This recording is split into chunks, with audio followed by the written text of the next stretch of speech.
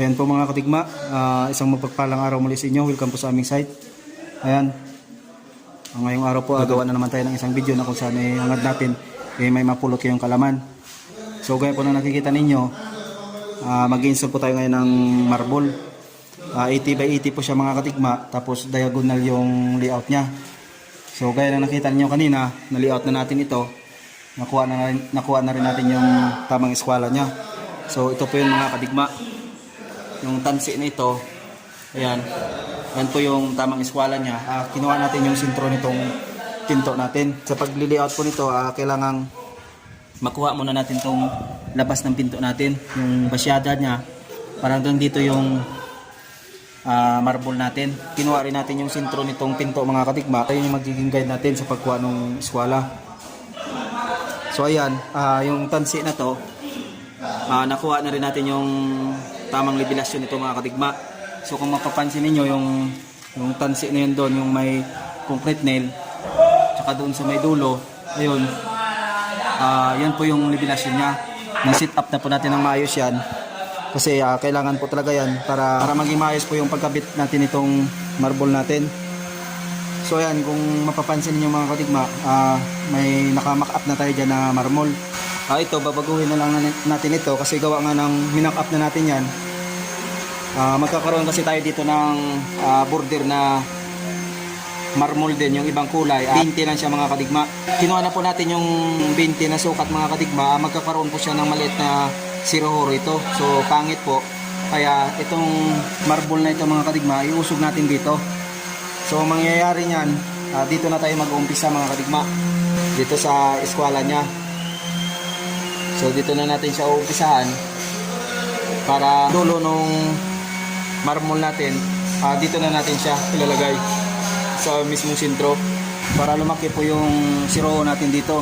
Sa pag-layout po, kahit sa pag-tiles po, kailangan masukat po muna natin maigi kung gaano kalaki yung magiging siro, kasi napaka-importante po yun sa mga bahay na nililayout, lalo't pag wala sa eskwela mga kadigma.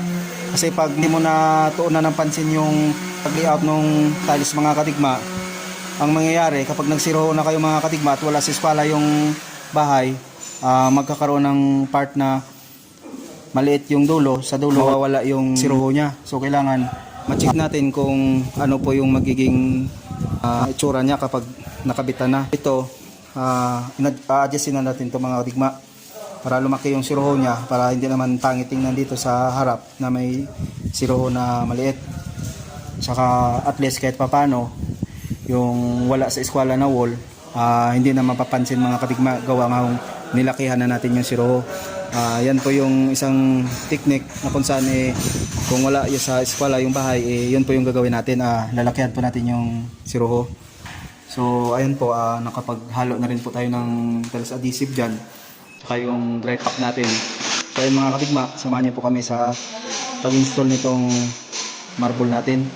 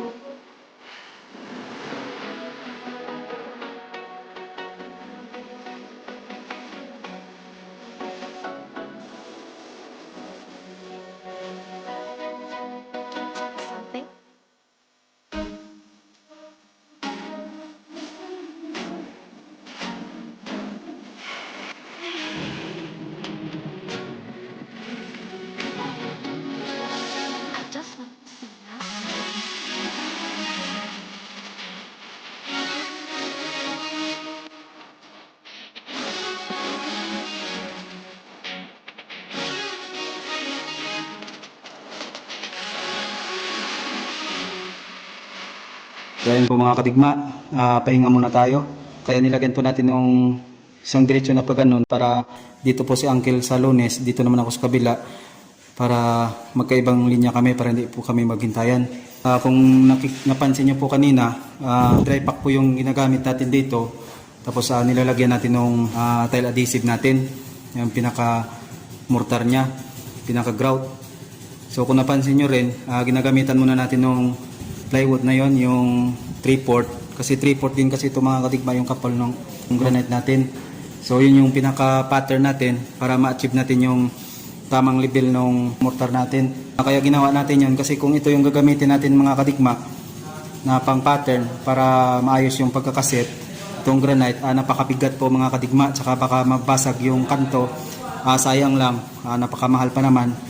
So kailangan magkaroon tayo ng malasakit sa may-ari kahit paano.